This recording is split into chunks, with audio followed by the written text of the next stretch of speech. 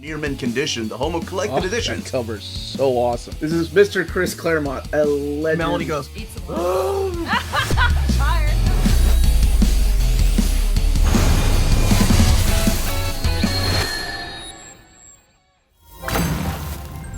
Happy Monday, all you minties. Uncanny Omar here from Near Mint Condition, the home of collected editions.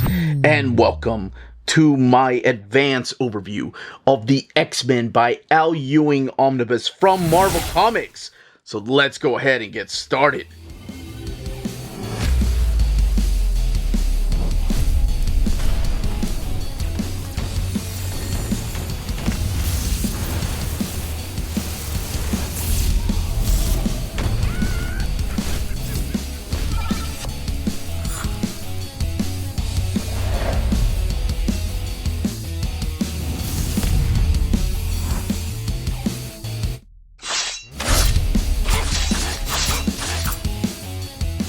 And welcome back, everybody.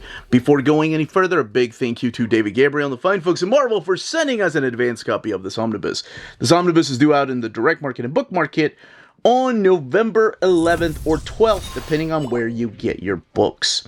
What we're looking at here is the standard edition cover. This is the one that's supplied by Stefano Caselli. On the left-hand side is your direct market cover featuring Magneto looking all kinds of badass. And that one is supplied by Felipe Mazafera. Now, one thing to note is that the spines are identical because there's no actual art on the spine. It's just the logo and then, of course, the information on some of the creators. So let's shift the focus back to this, because if I had to pick between Badass Magneto and Badass Storm, oh my gosh, she's one of my favorite characters. And in this series, she really, I don't want to say just shines, but she really lightnings. That's ignorant. I shouldn't have said that. I should just stuck with shines. Anyway, actually, let's go ahead. Before we take the dust jacket off, I wanted to go ahead and show the spine here. X-Men by Al Ewing. You have Camagni, Caselli, Sinar, and Vecchio. One of the things that I've seen the comments on is just how small the font is, and that's because this really does match the Jonathan Hickman omnibus from the Krakoa era. And I'm just putting it right beside this because that's the only other creator-centric omnibus from this era. You could put it after all of the oversized hardcovers, even though Sins of Sinister does take place during this omnibus. Or you could put it right after the Dawn of X, but eventually this stuff will be collected. Hopefully, knock on wood, we'll get there all the way through those Age of Krakoa Omnis. And now let's look at the back. This is what comes next. Man, do I love that line from Abigail Brand. And you have some Krakoan language here, what is collected, the ISBN down there, and of course the retail price of $125. Al Ewing. And then let's look underneath this dust jacket.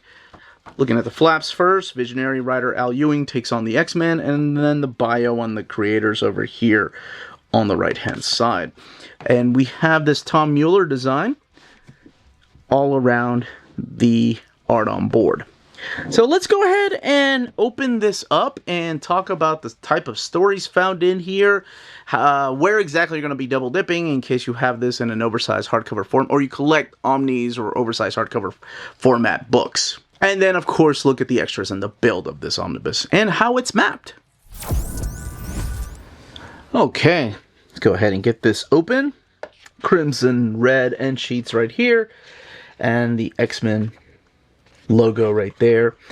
Written all by Al Ewing, and then you have the breakdown of the art through here. This is not the way it's mapped, by the way, don't worry. All X-Men Red 1 through 3, 5 through 7, and 9 are not up here. But this is telling you who the artists are, like Valerio Schitti, Stefano Caselli, Bob Quinn, Jacopo Camagni, Juan Cabal, and also Paco Medina, Andre De Vito, and Alessandro Vitti, which I already said, Luca Pizzari, and Yildiray Sinar. And I did say Luciano Vecchio, then yeah, I did. And then we get into the actual book. Collected in this is S.W.O.R.D 1 through 11. That is the second S.W.O.R.D series. And the first one is actually going to be included in the Kieran Gillen omnibus. And then X-Men Red 1 through 15, the 16A story, and 17 through 18. That is also the second X-Men Red series. The first one was, of course, by Tom Taylor. And this will kind of give you a breakdown of who is exactly who throughout this series. Also collected in here, Storm and the Brotherhood of Mutants, 1 through 3, Resurrection of Magneto, 1 through 4, Cable Reloaded, one-shot, X-Men Before the Fall, Heralds of Apocalypse #1, and Marvel Voices X-Men #1, The Man with No Shame story. This book has a total of 1100, damn, that sounds ignorant, 1,136 pages, and retails for $125. So the very first thing that kicks off this series, by the way, spoilers, because a lot of things have happened. And I do not recommend this book for a first-time X-Men reader. You're like, oh man, I love Immortal Hulk. It did it for me. I want more Al Ewing in oversized format. Awesome. This is not the one, because there are a lot of things that you have to know before going into this. At the very, very least, read something like House and Powers of X. Read maybe some of the X-Men by Hickman and some of the... man, this is hard. Like, you have to read a little Marauders, maybe a little bit of Cable, because something happens in a series.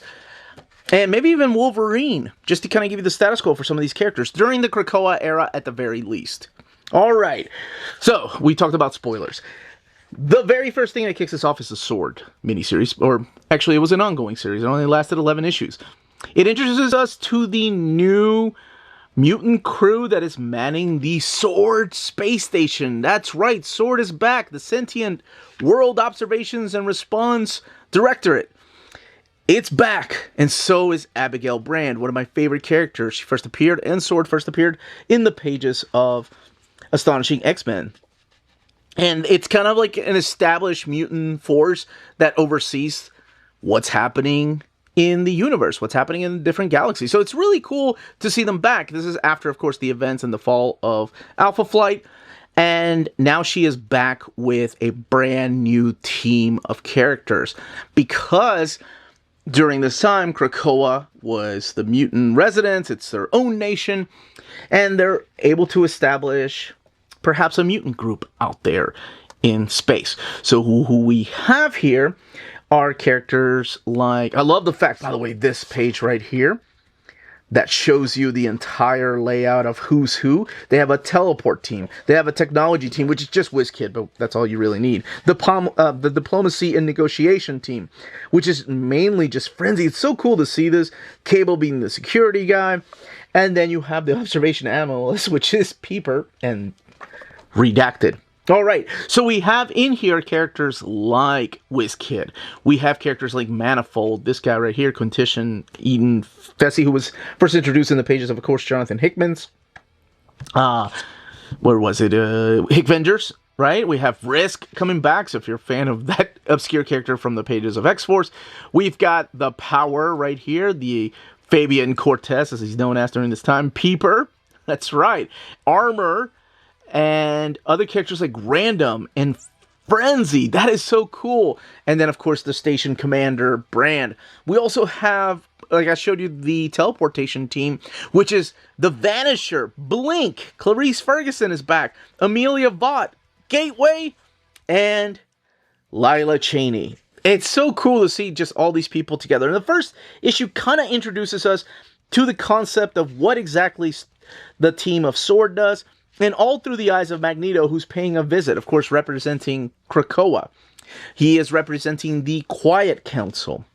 And we also have a Kree-Skrull Alliance ambassador, and that is the Galactic Ambassador, Paybok. By the way, if you're thinking, wait a second, what the hell is going on? Didn't I just see the cover here? This is exactly the way these books are mapped in the trade paperback. They give you the cover later on. You just jump right into the action of issue #1. By the way, it's also very important to note that this is Cable, the young Cable, not the old Cable, but that will become a part of the story later on. Immediately after the first issue, we have a King in Black crossover, where they're fighting Null's dragons, and they're a big part of this crossover. One of them focusing mainly on the character of Manifold, and what his powers truly are, and what they're capable of doing. Henry Gyrick, of course, being the Earth representation here. WizKid, I'm so glad this kid is back. He was one of my favorite kids in the pages of The Exterminators. And it's just the beauty of Krakoa is that we got to use all these characters that you may or may not have heard of. And also the relationships between these characters, and that's what makes Al Ewing's comics work for me. You get to see this rivalry between, of course, Fabian Cortez and Magneto, and that goes all the way back to the original era of the Acolytes. So X-Men number 1, 2, and 3 by Claremont and Jim Lee. We have a Hellfire Gala party and representatives from the different areas of this world, including people from Nimbus, aliens that you may be familiar through here. I'm sorry, Kimalia, this guy right here, the horse guy, the people from Power Pack, right? So Shi'ar Empire representatives, and of course the Empire of the Kree Skrull Alliance, because it's always important to note that during this time we do have a Emperor of the Kree Skrull Alliance, and that is, of course, Hulkling. We have reunions through here. We have Storm's beautiful new outfit. So yeah, Hulkling during this time is Emperor of this particular Kree Skrull Alliance. We have a dinner going back all the way to Chris Claremont's issues of Doctor Doom, just enjoying a dinner with a beautiful lady, and that beautiful lady happens to be one of the most badass characters in X-Men history, and that is, of course, Storm. I have to say, if you're a fan of Storm, holy man, you're gonna love the issues in here. Okay, so there is a crossover that's called the Last Annihilation that was part of the Guardians of the Galaxy. So this is kind of like that bridge between like Guardians of the Galaxy by Al Ewing and X-Men Red. That's what S.W.O.R.D is. It's like they were trying to find a title for him, so I'm glad that after X-Men Red was canceled. By the way, Cable's role in Last Annihilation is freaking awesome. He gathers his own team to go and find a big gun. That's right. So it's kind of a reunion of sorts. But we also have this big fight here between Tarn and Storm, and the Fallen and Storm, and for leadership of the Quiet Council. It's a really interesting story that happens through here, and how exactly Storm gets to be part of this council. And that is, of course, Aurora Monroe. We have the whole Shi'ar Empire storyline in here. There's these characters that appear called the Lethal Legions that are after members of the Imperial Guard. And we have characters like this guy right here, who plays another big part later on in X-Men Red. And that is Kobak, Neverheld. I love all these Araco characters. So that's what this does, and twists and turns towards the end of that run, and it helps set up what will become X-Men Red. So if you saw the mapping in here, you got that Cable issue where it rightly belongs during that Last Annihilation crossover, which is the story of just Dormammu becoming a big planet, taking over the entire galaxy. Does Dormammu succeed? I'm pretty sure you know the answer to that. And then we get to X-Men Red. So X-Men Red will have kind of a small cast of characters at first, because, you know, cover alone, you think you're going to be reading about Magneto, about Storm, and Roberto da Costa here, Sunspot, but also this character in the back, Abigail Brand. You're like, oh, 4 characters, that's easy. No, this is so interesting, because by now we have Storm kind of becoming the part of the secret council, the great, what is it called? The Great Ring. So she wants to become part of the Great Ring, because this is the characters in the Great Ring right here, including this character right here of Iska the Unbeaten. But she goes through a trial, very reminiscent of something that she did in the pages of From the Ashes, when she fought for leadership of the Morlock with someone like Callisto for leadership of the Morlock. Something very similar happens here. But what Al Ewing does is also establish Abigail Brand as kind of building her own team of mutants, including getting somebody like Gabriel right here, Vulcan, who at this time is very... something's going on with him mentally, that he's kind of reverting back to his old ways. And also this character right here, John Proudstar, Thunderbird. She's trying to get these teams with Cable, like to acquire these team of characters or group of characters to kind of become her own team of Martian X-Men. So it's not just Storm that's trying to get into the Great Ring. Abigail Brand also wants a seat there. So Araco was the island that started the whole X of Swords. And in X of Swords, there was a great battle between people of Araco and people of Krakoa. And eventually what happens is that Araco is now part of Mars. So that's where this is taking place. And yes, Storm does get a new look during this time. And the first few issues establish that, like these people that are living here and who exactly the Great Ring is composed of. So characters like Tarn the Uncaring and Lektuka and Sobinar and Zelo and Lotus. And also, you know, like people like Abigail Brand trying to get in there. We have characters that they've talked about. Again, this is why I mentioned reading some of the stuff beforehand. This isn't your, you know, this should not be your first X-Men omnibus.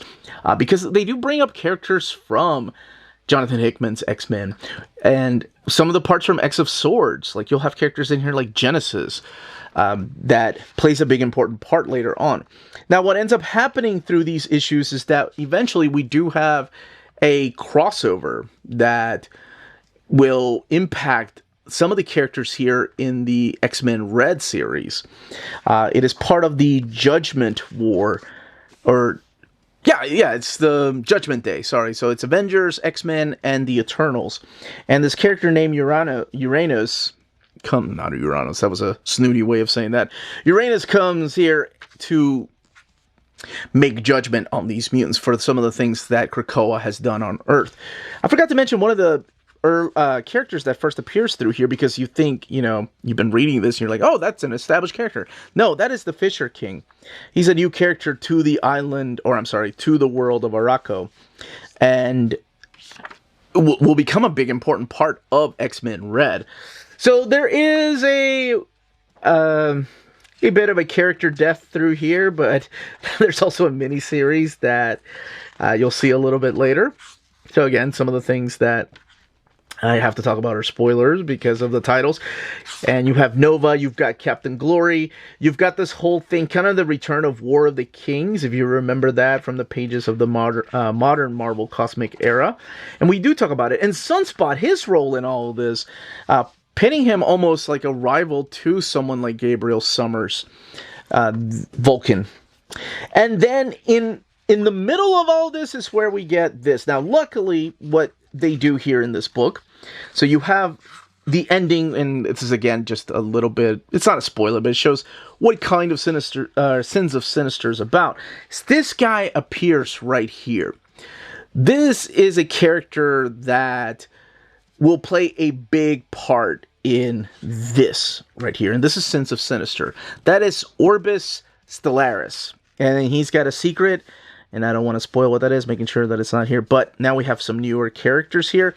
So the world has kind of been reimagined. If you notice, this guy had a spade there, and you know that there's a red diamond, so, you know, he does have ties to Sinister, and that's all I will say. Is it confusing ties? You bet your ass it's confusing. And so is Sins of Sinister, but I find it to be really fun. Now, during this time, it's called Storm and the Brotherhood of Mutants. So it is Storm, it is John Ironfire, who makes his first appearance here, Cora of the Burning Heart, there's a character named Quick, Cable, Nathan Summers, who's now a little bit older again. He's Old Man Cable. Again, why I said maybe reading Cable, the Jerry Dugan run, is important. And then WizKid.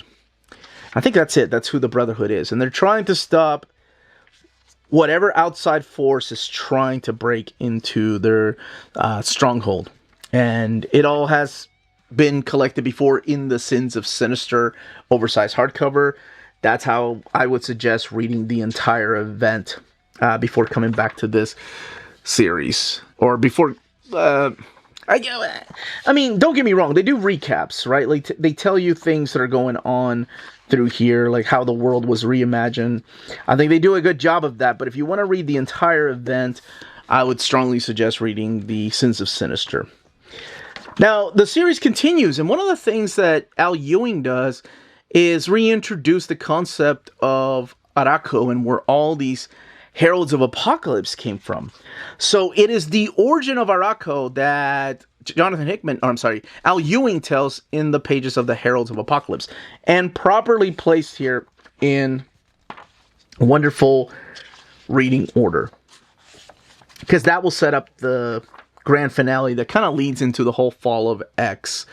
So in here, there is a character that's been missing, and we focus more on characters like Storm. We focus on characters like Genesis that I mentioned. So you have the character of Genesis, you've got the character like Iska the Unbeaten, you've got the Horsemen of Apocalypse that come back, Death and Famine and Pestilence and War. And then there's this huge, almost like clash between Storm and Professor Xavier that happens. There's so much that happens through here.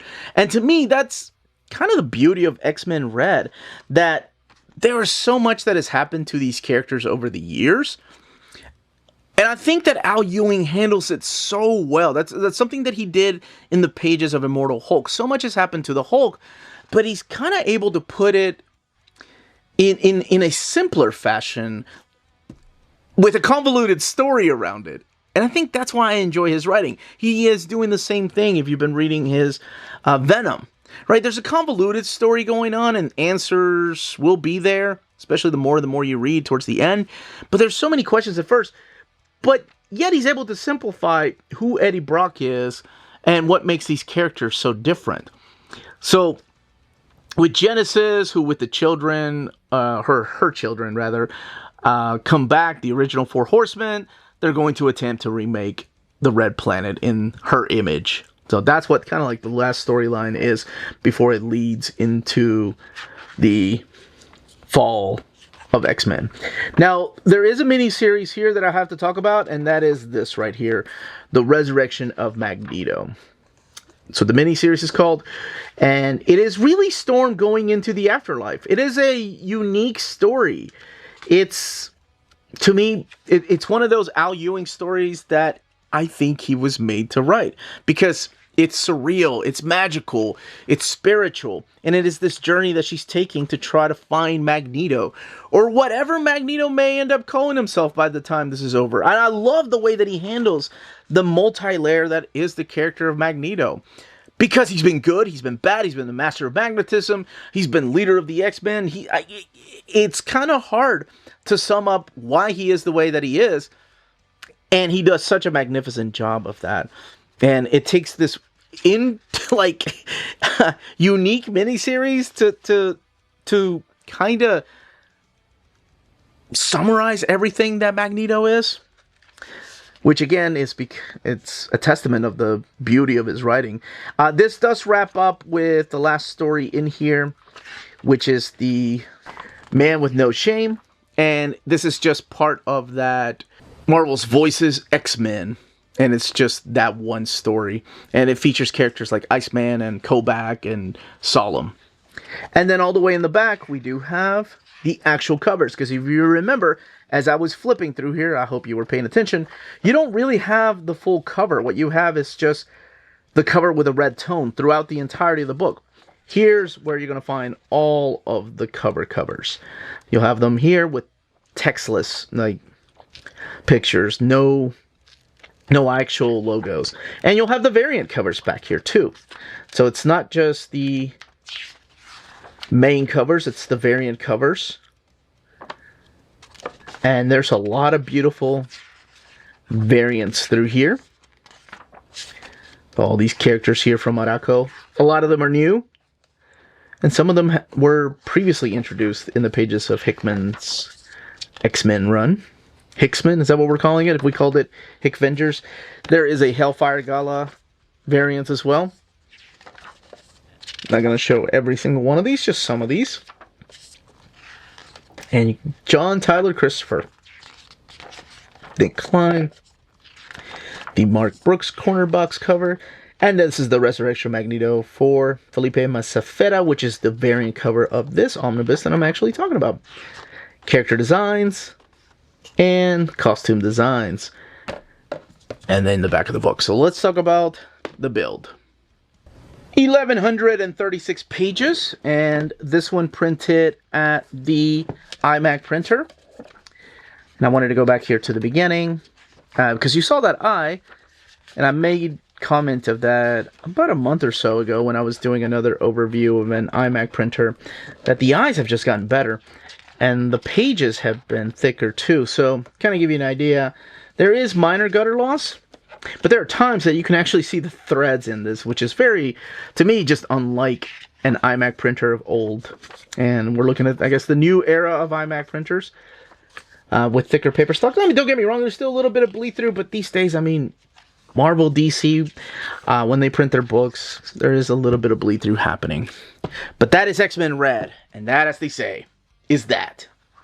If you're interested in purchasing this omnibus, don't forget to check out our sponsors. BD Cosmos, the Canadian leader in graphic novels. They have a physical storefront in Montreal, Quebec, and their website, bdcosmos.com, offers 25% off your order of over $99 or more, and free shipping everywhere in Canada for every order of $250 or more. Their shipping care is exceptional. Your books will stay cozy through the rough Canadian weather and arrive to you in near mint condition. After checkout, let them know Near Mint Condition sent you their way, and you'll be added to the monthly $25 gift card raffle. Entries are valid for new and returning customers. Don't be afraid to call or email them. Ask them questions. Their staff is always happy to help guide you towards the right purchase. Visit their website, bdcosmos.com, for more. BD Cosmos, with rewards and raffles taking care of customers in Canada. Eh?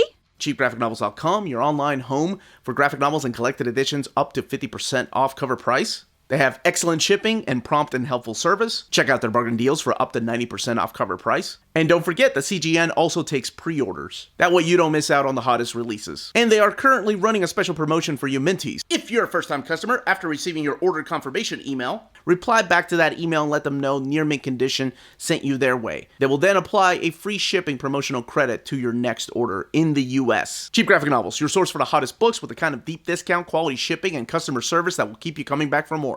And that was the content, the page count, and build of this omnibus.